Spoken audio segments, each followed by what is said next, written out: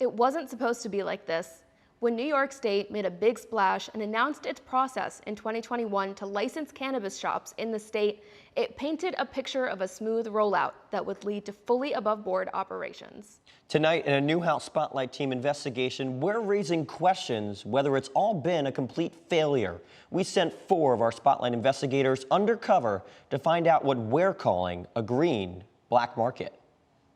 Find it anywhere. He's talking about a network of illegal cannabis shops popping up all over Onondaga County. There's no enforcement. And there appears no end in sight. And then you shut them down, over on A Street. They're going to open up on J Street. Some of it's complaint-based, some of it's really just out there in the open. You drive around and they're advertising it out on the street. They have A-frame signs on the sidewalk, flags. Sometimes they have people working, passing out flyers. You're going along with the Newhouse Spotlight Team undercover as we uncover one after another after another.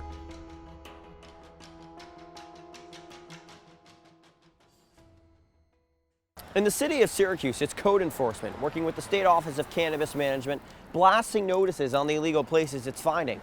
But as we found out, through the eye of this pen, the number of illegal places is more than 4 times the number OCM has closed for good. Loud, blatant, fearless. Syracuse's web of illegal cannabis shops hides in plain sight. Do you have any disposable carts? You have dispos here?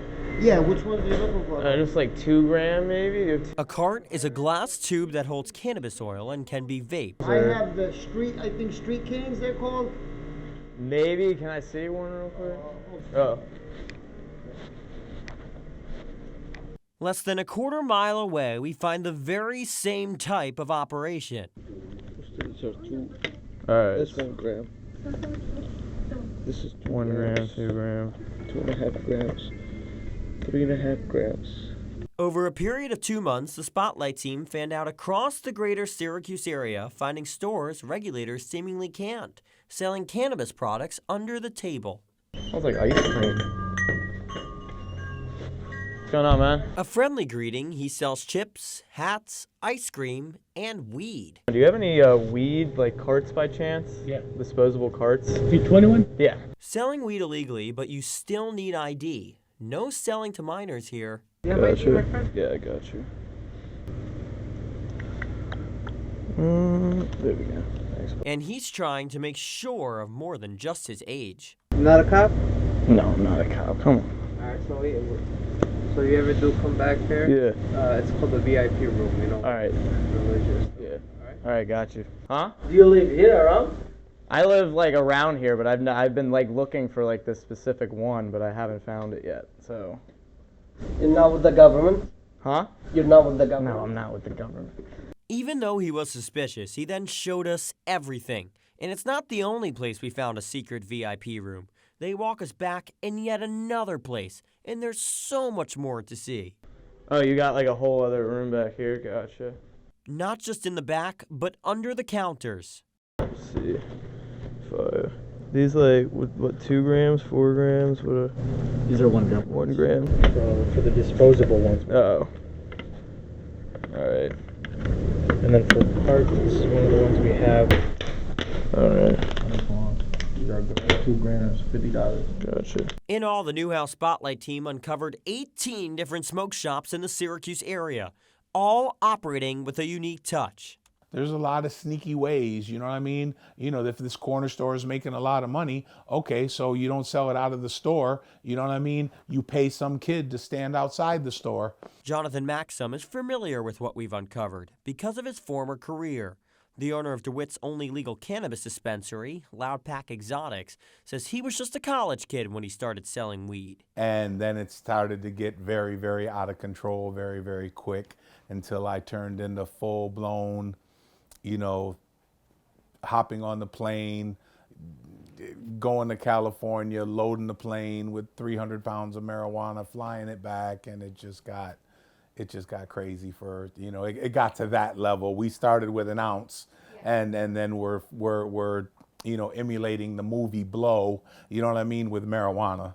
So that I was kind of that guy. As someone familiar with the black market, he tells us it's easy to get around the law. It'll come in a block, you know, and then they'll put dryer sheets over the block.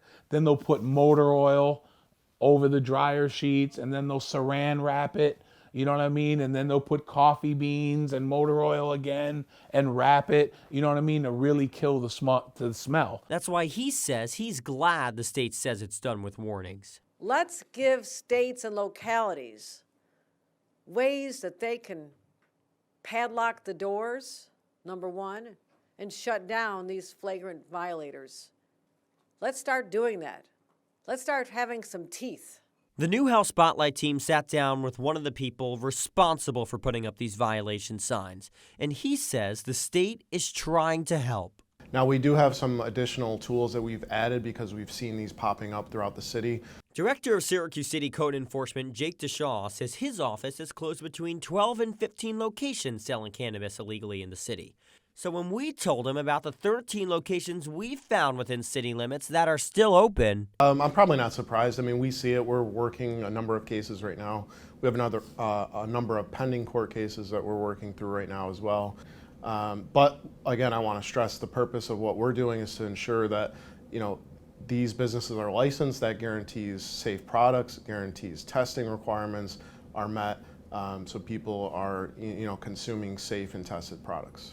one GI doctor we spoke to agrees that unregulated cannabis cartridges present a unique danger. So marijuana is a drug, and like any drug, if it's not regulated, so it's not tested for purity, things like that, then there's more potential for patient harm. And it's not just hurting patients. Jake DeShaw and Jonathan Maxim both say it's also hurting the business owners doing it the right way. If I had a lawful retail place that's open right now and I was competing against illegal places, you know, nearby me, I mean, that's got to be frustrating if somebody that is patient, following the laws.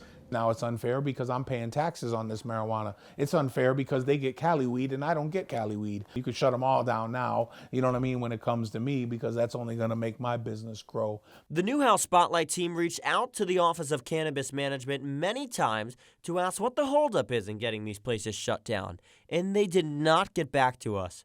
For Jonathan, he has one thing to say to OCM. Hurry up. Hurry up and enforce. Zach, thank you. Now, it took us about 2 months to put this all together, going into store after store undercover. Yeah, and the three of us have never done something like this. So our Newhouse Spotlight reporter, Jamie Kornblatt, joins us now at the desk. And Jamie, what was this experience like going into all these stores? Yeah, so I went in with one of my fellow team members, and every time we went in, we were greeted with a hello, sometimes a how are you. The store was lined with everything from sodas to candies to laundry detergent, but we also were able to get some cannabis there. So we asked to see different amounts of cartridges, and pretty quickly they were able to show us what they had. Sometimes we had to be taken into a back room to see what they had, but I got in there, recorded my audio, and I got what I needed. So. And Nardine, you also went into a lot of stores here, so how careful did you have to be? Yeah, I mean, a lot of these shop owners or employees were very suspicious of people that they didn't know, so you had to be very careful not to make it seem like you were trying to find out anything. You had to be very careful to have a very casual conversation, and that's what we tried to do for a lot of these, and that's how we got what we did. Okay, Nardine and Jamie, thanks so much. Make sure to check out our digital piece and podcast below for our full investigation.